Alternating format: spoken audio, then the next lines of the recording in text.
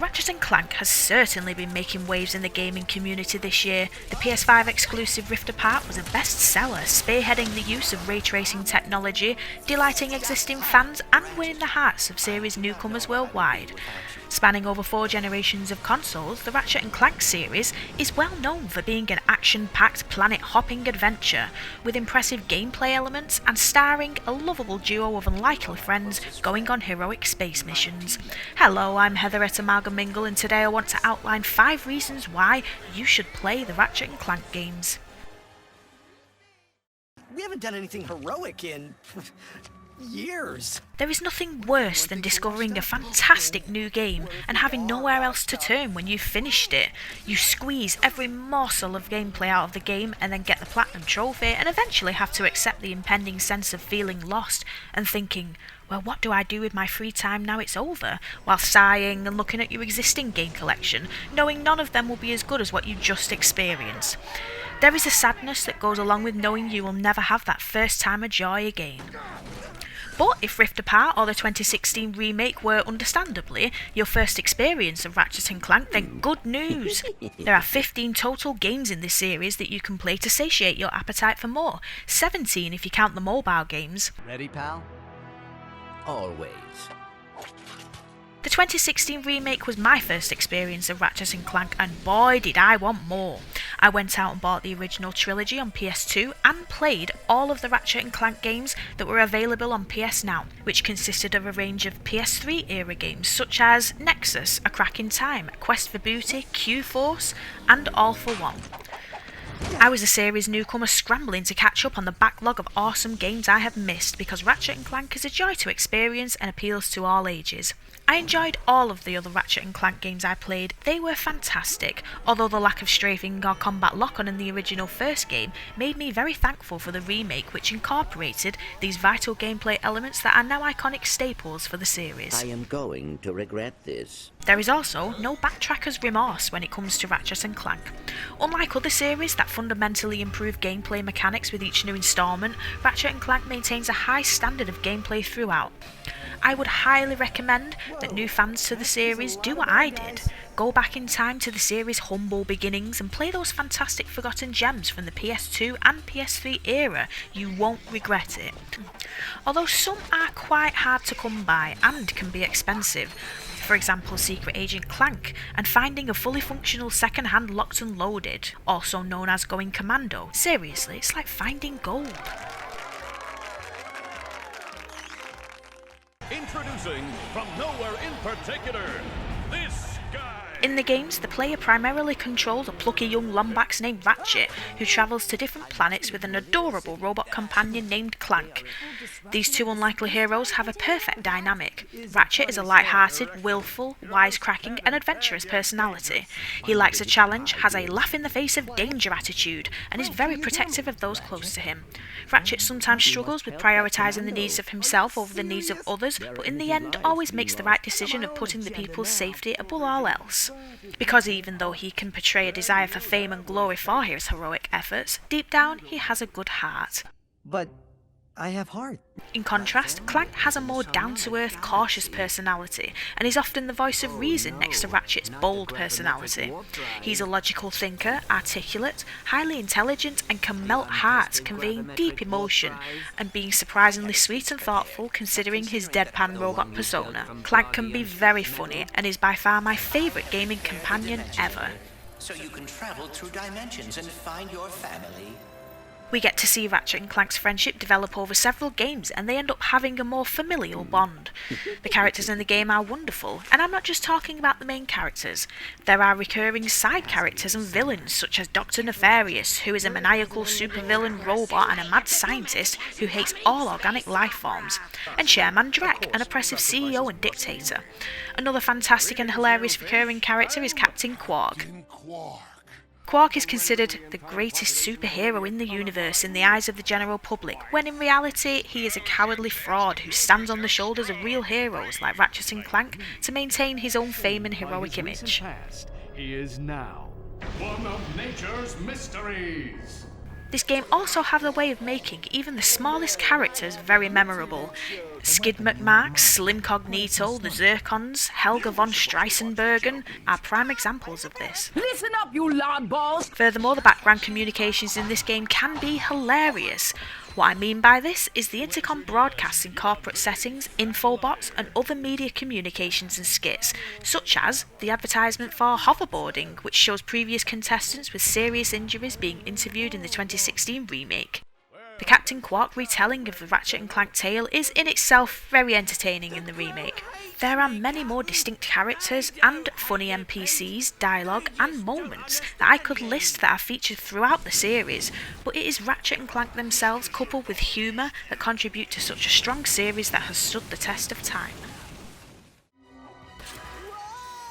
The world designs in all of the Ratchet & Clank games are very impressive, and the idea of exploring different planets throughout space is one of the main attractions. It can sometimes be really hard to concentrate due to the distracting beauty or uniqueness of the surroundings and seeing how different each planet is. One minute you can find yourself on a beautiful, colourful planet filled with life, and the next you are sent to a contrasting, harsh and desolate wasteland consumed by war or pollution of some kind. The planets are always diverse and very creative. Not only does Ratchet & Clank get to navigate planets, but throughout the series they also get to experience environments such as space stations, spaceships and battle arenas. The games also often feature some brilliant flying sections where you control a spaceship and complete set tasks. A Cracking Time really took the concept of the player controlling their own ship and used it to create a more open space adventure, where instead of travelling to each planet by selecting the planet name from a menu screen, you had to fly there yourself and explore mini-planets along the way. All of the games feature some form of mini-games, battle and obstacle course challenges, puzzles, hoverboard racing, Clank sections, and many more fun things to do. In Ratchet & Clank 3, there are 2D side-scrolling sections where you play as Captain Quark, and in the case of Rift Apart and Into the Nexus, there are rifts to explore. The ability to explore new planets with my two favourite heroes is one of the main reasons I love the series. There is a lot to see, and each new planet always seems to have something different and special to offer. Whether it's a new weapon or gadget, funny new character, new enemies native to the planet, or just a new means of traversal, I always know I'm in for a treat. Similar to Zelda Ocarina of Time, Ratchet & Clank uses iconic musical scores as a way of identifying world map locations and portraying the inhabitants' personalities, lifestyles and culture. I have a lot of favourite planets in the series, but my number one favourite planet, however, is Gaspar from the 2016 remake, because what better way is there to explore a new planet than putting on a jetpack and flying around this huge open area with one hell of a soundtrack in the background. And the mention of the jetpack provides the perfect segue to my next entry of awesome gadgets. This is a huge reason to play Ratchet & Clank. Each game manages to have returning classics and integrate different gadgets in such creative ways that help you navigate environments, solve puzzles and more. Some gadgets span over multiple games such as Grind Boots and the Swing Shot, which is so much fun. But some are specific to certain games such as the Refractor from Locked and Loaded, which can be used to direct laser beams, or the fantastic Temporal Repulsor from Into the Nexus, which creates flows of energy that transport you. There are so many fantastic gadgets that keep things fun and fresh throughout the entire series, some of which do very surprising things. The Magna Boots, the Gravity Boots, the Helipack, the Hydro Displacer, the Dynamo which activates machinery, the Trespasser to solve door puzzles, the Terminator which freezes and defrosts bodies of water, the Hologuise that makes Ratchet appear as someone else to other people.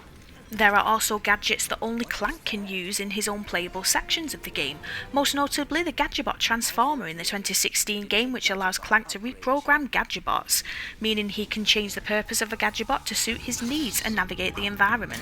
In A Cracking Time, Clank can use the Chrono Scepter to repair broken objects, attack enemies and create time pockets.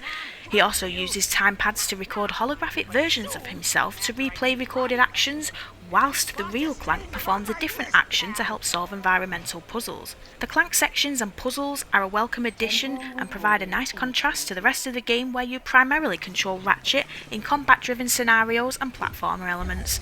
There is so much that can be said about the fantastic gadgets that you can gain throughout each of the games in the series. The gadgets make each playthrough fun, fresh and thoroughly enjoyable. Okay, so that leads me to my number one entry of combat and weapons. Like the gadgets, some weapons are returning classics and are featured across many different games in the series, such as the iconic Omni Wrench, Mr. Zircon, who's just hilarious, Buzz Blades, Grenades and the Combustor or Lancer. Other weapons are featured in specific games, such as the Mouse House from the original first game, which was brilliant and I believe it should have been carried over to the remake. However, the remake did leave out certain aspects of the original, including some planets. Every fan of Ratchet & Clank has their own special favourite weapon, and mine has to be the Proton Drum. The Proton Drum can be first purchased in Novalis in the 2016 remake at the Gadgetron vendor in exchange for 4,000 bolts, and it can cause some real havoc. The reason I love the Proton Drum is because it can be thrown into a gaggle of enemies and emit a pulse which causes damage to enemies within its radius. And since planets are crawling with enemies, it's very satisfying to throw a Proton Drum into the mix and watch the chaos unfold as you shoot bad guys from a distance. Once maxed out, the Proton Drum can become very powerful and even eventually remove the need to use any additional weapons. It's so fun. I also love the Pulse Rifle, because this long-range sniper rifle can really help you get out of sticky situations by taking out enemies in your path from afar and increasing your chances of success. Other interesting and creative weapons include the Pixelizer, which turns enemies into 64-bit versions of themselves, the Sheepinator, which turns enemies into sheep, the Nightmare Box from Nexus, the Winterizer, which transforms enemies into snowmen, and the Groovytron, which forces enemies to dance against their own will and is very amusing.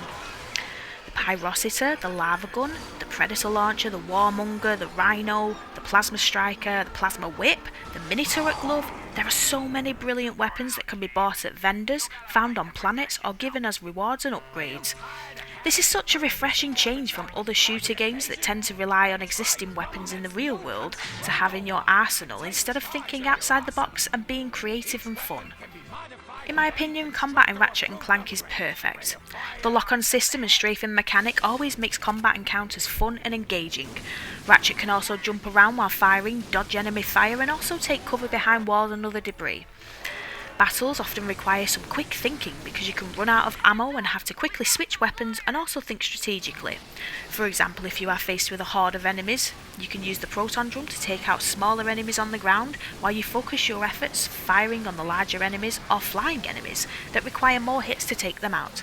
It all works remarkably well, and I have yet to encounter another game series that has a combat system as fun, sleek and fine-tuned as this one. So, there we have it. There are 5 big reasons why you should play the Ratchet & Clank games, particularly if the newer installments are the only ones you have played. Normally I would advise against going backwards in a gaming series because of how games evolve and move with the times. For example, how Assassin's Creed went from a stealth game to being huge open world games with less emphasis on stealth. Players who started the series playing Valhalla will likely be disappointed with the older games unless they manage their expectations. But the older Ratchet & Clank games from the PS2 and PS3 era are definitely worth playing as timeless classics. Let me know your thoughts on this and which Ratchet & Clank game is your favourite in the comments section below. Please subscribe to the channel if you enjoyed this video. We upload new videos on a regular basis and we really appreciate the support. I've been Heather at Amalgamingle and thank you very much for watching.